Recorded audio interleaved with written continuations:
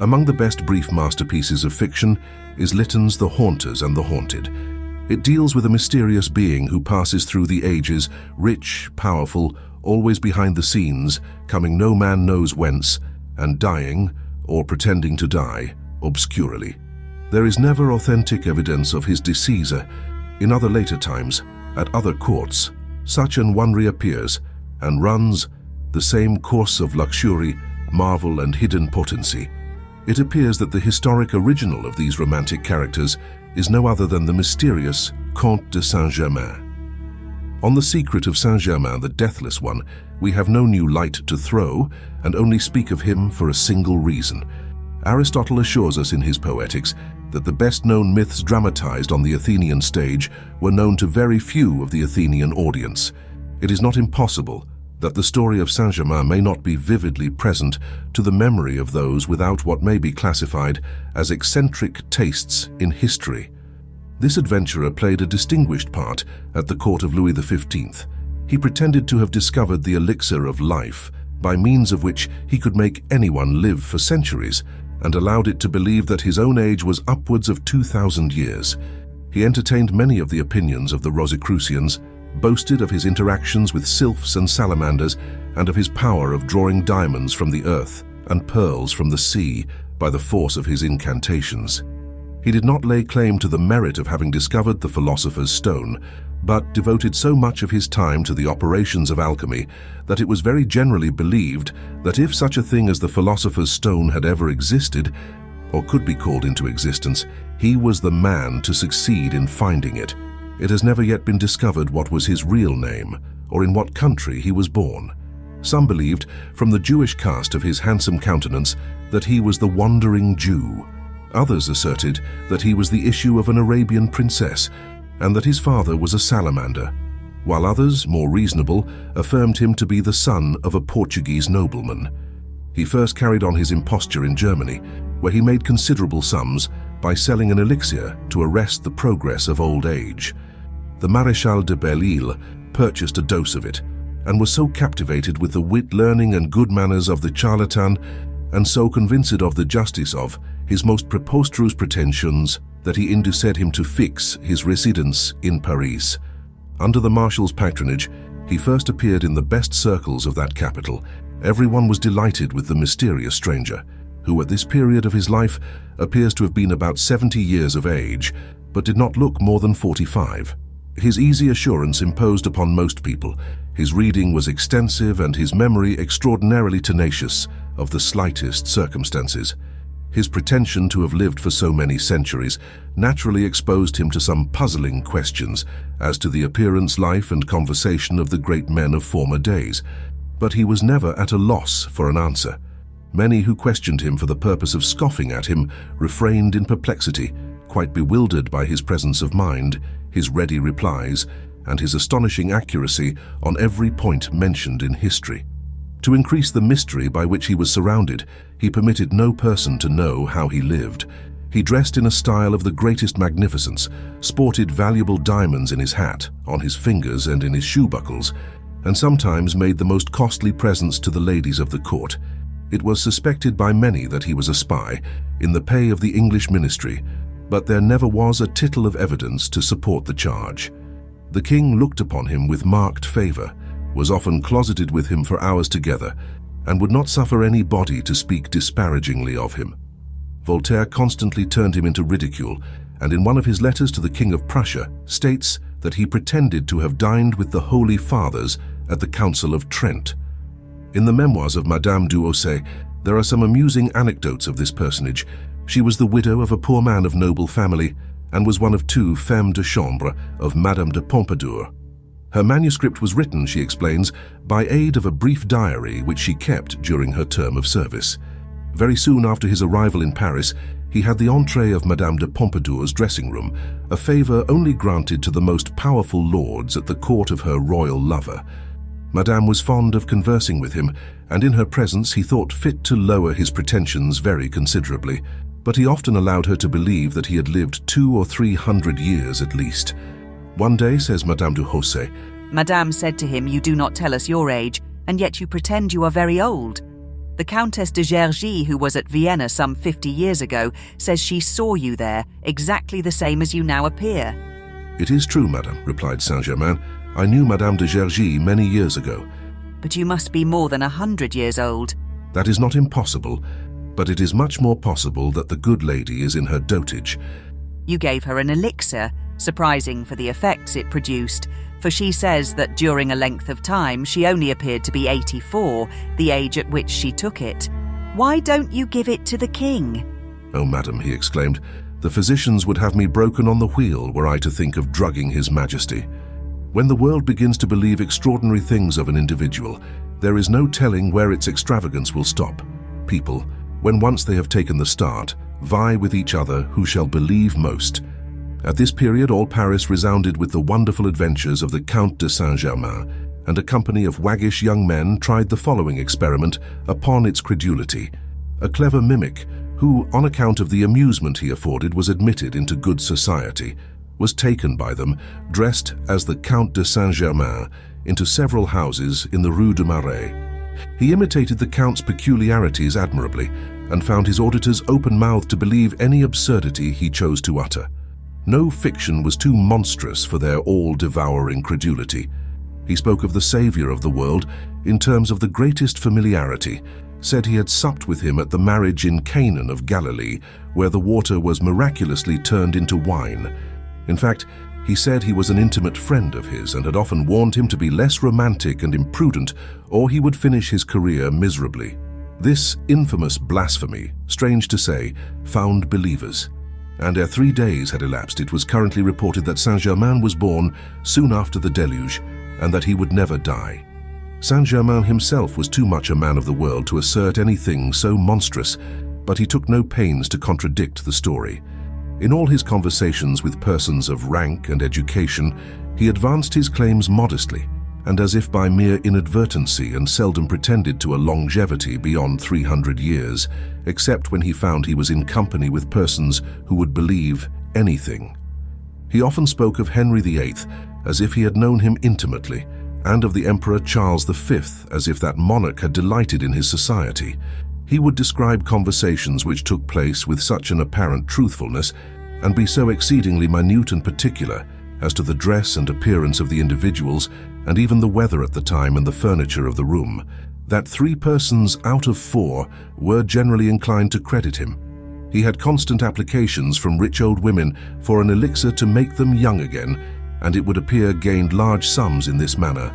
To those whom he was pleased to call his friends, he said his mode of living and plan of diet were far superior to any elixir, and that any body might attain a patriarchal age by refraining from drinking at meals, and very sparingly at any other time.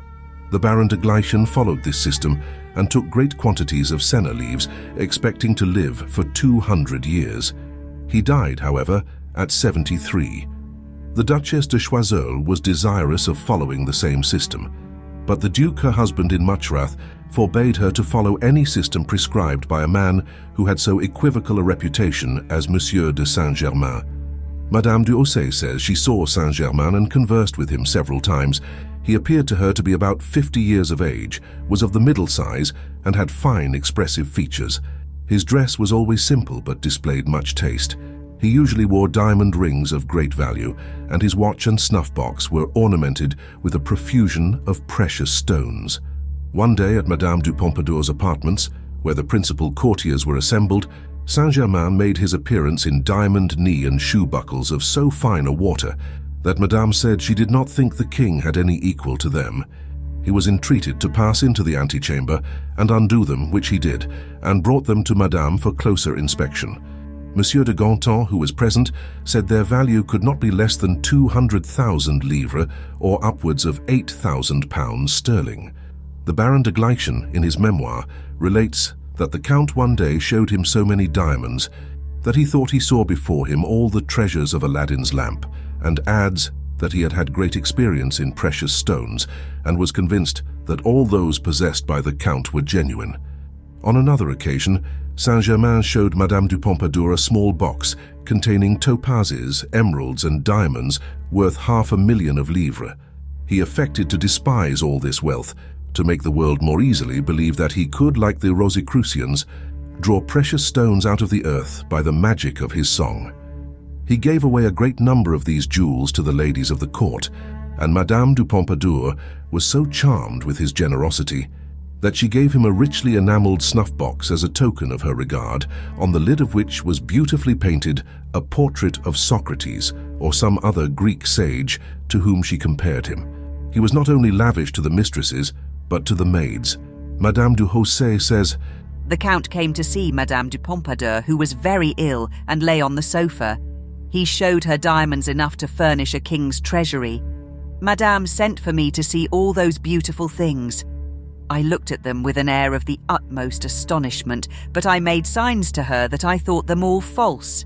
The Count felt for something in a pocketbook about twice as large as a spectacle case, and at length drew out 2 or 3 little paper packets which he unfolded and exhibited a superb ruby.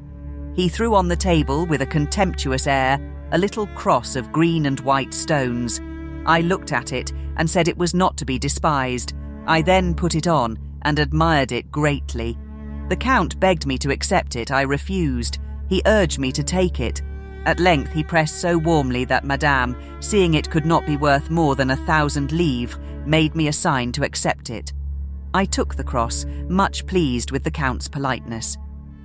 How the adventurer obtained his wealth remains a secret. He could not have made it all by the sale of his elixir vitae in Germany, though no doubt some portion of it was derived from that source. Voltaire positively says he was in the pay of foreign governments, and in his letter to the King of Prussia, dated the 5th of April 1758, says that he was initiated in all the secrets of the British Prime Minister and French Foreign Minister. Of what use he could be to any of them is a mystery of mysteries. There appears no doubt that he possessed the secret of removing spots from diamonds, and in all probability he gained considerable sums by buying at inferior prices, such as had flaws in them, and afterwards disposing of them at a profit of cent per cent. Madame du Haussay relates the following anecdote on this particular. The king ordered a middling-sized diamond, which had a flaw in it, to be brought to him. After having it weighed, His Majesty said to the Count, "The value of this diamond as it is, and with the flaw in it, is 6,000 livres. Without the flaw it would be worth at least 10,000. Will you undertake to make me a gainer of 4,000 livres?" Saint-Germain examined it very attentively and said, "It is possible. It may be done. I will bring it you again in a month." At the time appointed, the Count brought back the diamond without a spot and gave it to the king.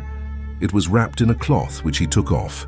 The king had it weighed immediately and found it very little diminished.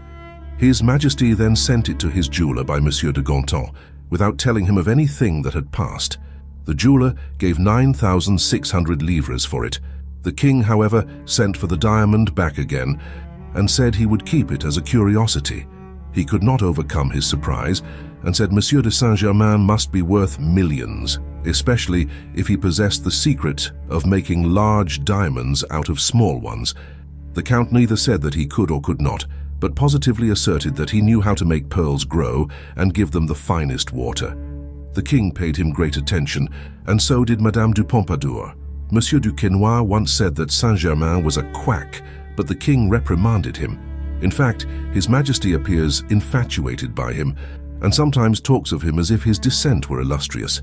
Saint-Germain had a most amusing vagabond for a servant, to whom he would often appeal for corroboration when relating some wonderful event that happened centuries before. The fellow, who was not without ability, generally corroborated him in a most satisfactory manner. Upon one occasion, his master was telling a party of ladies and gentlemen at dinner some conversation he had had in Palestine with King Richard the Lion-Hearted of England, whom he described as a very particular friend of his. Signs of astonishment and incredulity were visible on the faces of the company, upon which Saint-Germain very coolly turned to his servant, who stood behind his chair, and asked him if he had not spoken truth. "I really cannot say," replied the man without moving a muscle. "You forget, sir. I have only been 500 years in your service." "Ah, true," said his master. "I remember now, it was a little before your time. Occasionally, when with men whom he could not so easily dupe, he gave utterance to the contempt with which he could scarcely avoid regarding such gaping credulity. These fools of Parisians believe me to be more than 500 years old, and since they will have it so, I confirm them in their idea. Not but that I really am much older than I appear.